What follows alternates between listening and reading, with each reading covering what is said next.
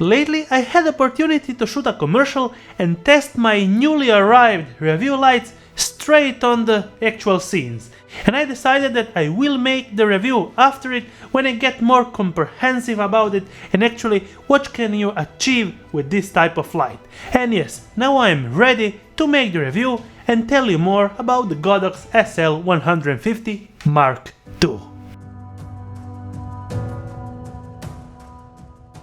This light is called the Godox SL150 Mark II, and the 150 stands for 150 watts, and the Mark II it's kind of the second version, just like the Aputure 120D second variant. And actually this is a slightly more powerful light because it has an output of 150 watts. And before jumping in on this review, you can find my other LED panels reviews and actually some tutorials on how to light up an interview YouTube studio.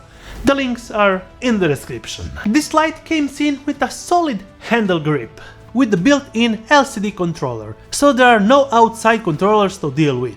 There's just the power cord without the need on a bulky adapter. So there are no outside controllers and power adapters, you get just this cord that you connect straight on your light. There is nothing else to be worried about. With this light you will also get a standard reflector, and actually a reflector safety cap with the standard Bowens mount. And if you order this light through the link in the description, you will also get 4 color gels option and actually the barn doors to mount them on with a small egg rack, so you can control firmly your light source and light leaks. And there is also a handy cleaning kit from Pair Gear. And yes, thanks Pair Gear for sending me over this light for a review.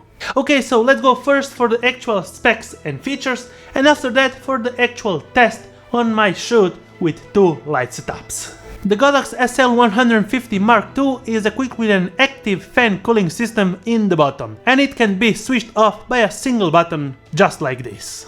The fan is some kind of unaudible, and you will hear it if you're staying really close to it, but it should not be picked up by this microphone standing so close to it, and there is always the option to switch it off. If you turn off the fan, you will be able to use the light in this mode for up to 50% power. The SL150 Mark II came in with the standard Bowens mount, and it has actually an umbrella input socket from the bottom side, if you're actually used to light up your system like that. On the back there is the control panel and the bright visible LCD screen for the main option of the light. The 2 main knobs, dimmer and function control knob. This LED panel is daylight calibrated at 5600 kelvins. There is no CCT value on this panel. You can select up to 32 control channels for the remote control options and group operation options for multiple light setup. When pressing the FX button that stands for special effects, you will be able to choose from 8 effects turning the FX knob. FX1 to FX3 different speeds flashes, FX4 to FX6 storm generated effects, FX7 TV effect, and FX8 an emulated broken lamp effect. This light is able to give you 58,000 lux and watt-meter distance with CRI 96 and TLCI 97. And this is actually more than enough to light up a whole dancing floor. The remote control will be synchronized with the light after you match the channel and the group on both remote and LED panel. Turn off and control the light power with the buttons on it. Nothing too fancy and complicated. With the SL150 Mark II, I got a big, low-fast 35-inch 90cm deep parabolic softbox. And when I mean big, actually it's too big for my small little studio, so I will use this light in bigger setups, and actually when I get a bigger studio it will be really perfect. And you can check up the link in the description and find out more about this low-fast light because it has a great little feature. It needs really small assembly time. The modular design allows you to use the quick release metal spreading adapter and assemble the light in under 1 minute, unlike the Aputure design where you have to mount and assemble every single little time the rods on their sockets. You will get also an internal and external diffuser with the honeycomb grid included in the package, packed in a great carrying bag. As I don't have the space to use it in my little studio, I will show you the example in a bigger space. You can have an idea on how it looks and how much softness you can get with this light and achieve a perfect smooth look. And let's go straight on how I used it in two different scenarios. The first scenario was and then seen with the standard reflector and the bar nor adapter used like a main side key light to enhance the shadows and make it a little more pronounced, let's say with harder shadows. I had no problem getting the light shining to the whole stage.